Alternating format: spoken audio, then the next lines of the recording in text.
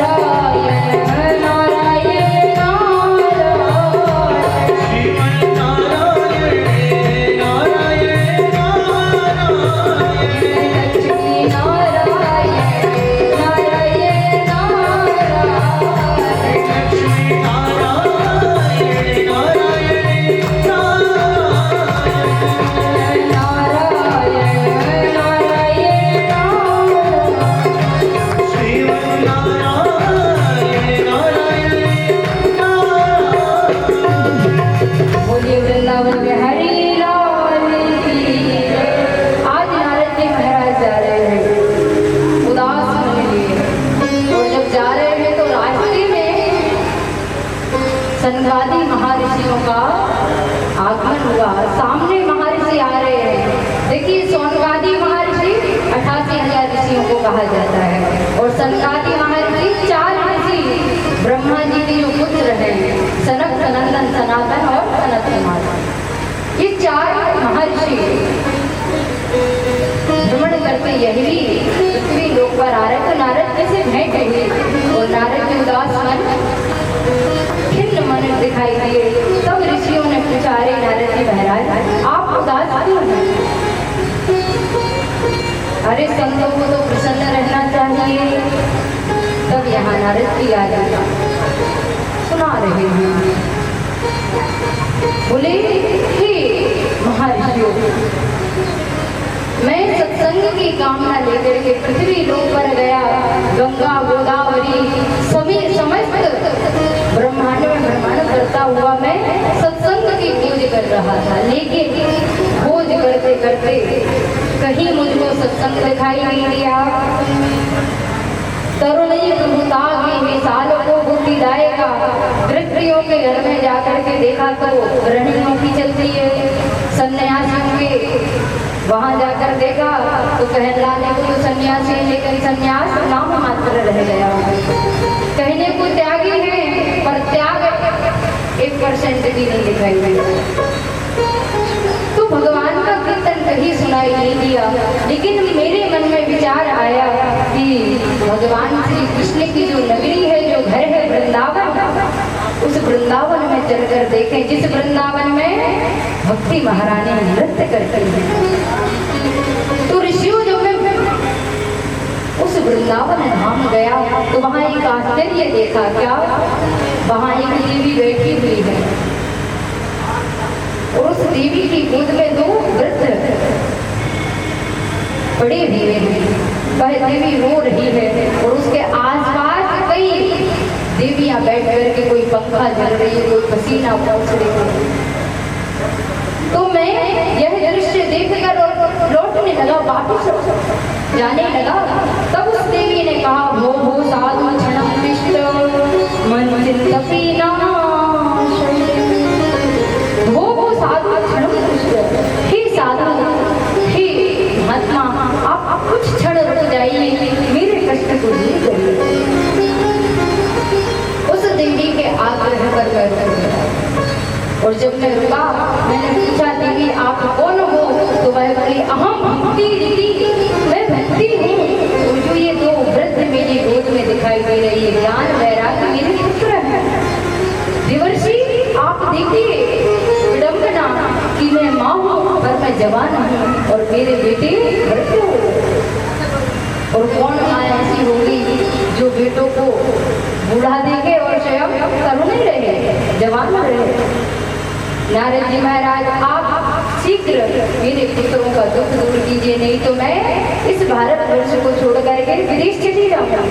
तब नारद जी ने कहा, देवी चिंता मत करिए, ज्ञान वैराग्य को अभी जागृत करते।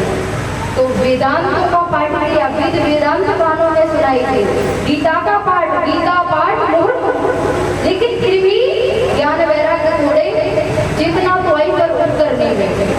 तब यहाँ नारद जी महाराज ने भक्ति महारानी को धैर्य बंधाया और आकाशवाणी हुई कि नारद जी आप सत्कर्म करो, जब सत्कर्म करोगे तब ज्ञान वैराग्य जागृत करेंगे। अब तो सत्कर्म की खोज करने के लिए नारद जी महाराज चल पड़े, ज्ञान वैराग्य कैसे जागृत करें। और चलते चलते आज हे ऋषियों आपके दर्शन हो गए, तो आप बताइए कि ज्ञान वैराग्य कैसे जागृत करें।